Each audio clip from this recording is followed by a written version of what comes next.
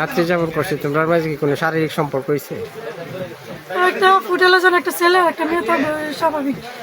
তো এরা সবাই বুঝে। সুনামগঞ্জের একটি আবাসিক হোটেলে প্রেমিকাকে নিয়ে উঠেছিলেন দুর্জয় নামের এক যুবক। বিয়ের প্রতিশ্রুতি দিয়ে প্রেমিকাকে নিয়ে এসেছিলেন বাধাঘাট এলাকার এই আবাসিক হোটেলে। প্রেমিকাকে বলেছিলেন পরদিনই বিয়ে করবেন তারা, কিন্তু সেই আশ্বাস যেন মুহূর্তেই উবে গেল দিনের আলো ফুটতেই। সারা রাত একসাথে কাটানোর পর সকালবেলা ঘুমন্ত প্রেমিকাকে ফেলেই পালিয়ে যায় কথিত প্রেমিক দুর্জয়। হোটেলের সিসিটিভি ফুটেজে দেখা যায় হোটেলে তরুণীকে নিয়ে প্রবেশ করছেন অভিযুক্ত ওই যুবক।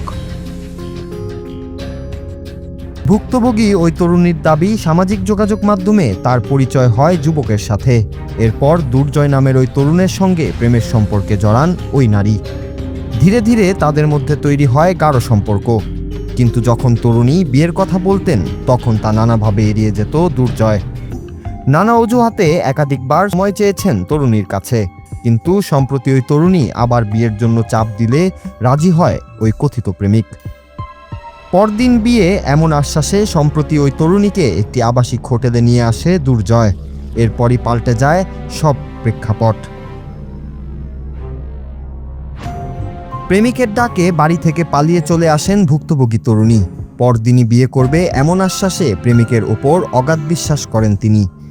এই সুযোগকে কাজে লাগিয়ে তাকে নিয়ে একটি আবাসিক হোটেলে রাত্রি যাপনের জন্য যায় কথিত প্রেমিক। বিয়ের প্রলোভনে ভুক্তভোগী ওই তরুণীর সাথে স্থাপন করে সম্পর্ক। এরপর সকালের আলো ফুটতেই ওই তরুণীর জীবনে নেমে আসে বিভীষিকা। তরুণী টের পান যার জন্য নিজের পরিবার ফেলে এসেছেন সেই প্রেমিকই তার সুযোগ নিয়ে পালিয়ে গেছেন।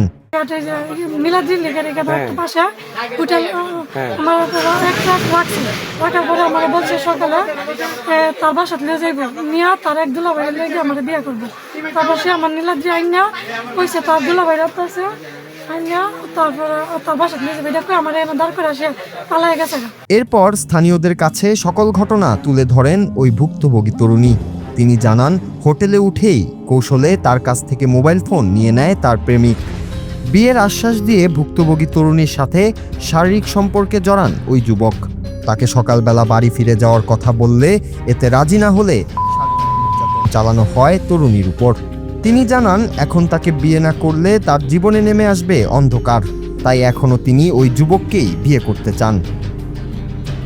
আমার ফোন নিচে নিয়ে তারপর রাত্রে আমি কইছি দেখো আমার সাথে বল দিল তে, কিন্তু এটা বড় ধরে জামাল হইতে পারে, কারণ আমি একটা মেয়ে মানুষ। সে আমার কথা না শুনে আমার কইছে আমি আজকে সকালে আমি বাড়ি যাইতাম না, রাইতে সে আমার মারার হুমকি দিছে, বালিশ দিয়ে এমনকি আমার মুখে ধরছে। আমি তার চাই, আমি তার কাছে বিয়ে হইতে চাই, আমি এই মুখ নিয়ে আরো যাইতাম না, করতে না গেলে আমার জীবন নষ্ট হয়েছে। আমি কি করছি? এই ঘটনায় স্থানীয়দের মধ্যে চাঞ্চল্য সৃষ্টি হয়েছে। Noor Raju, Bangla TV news desk.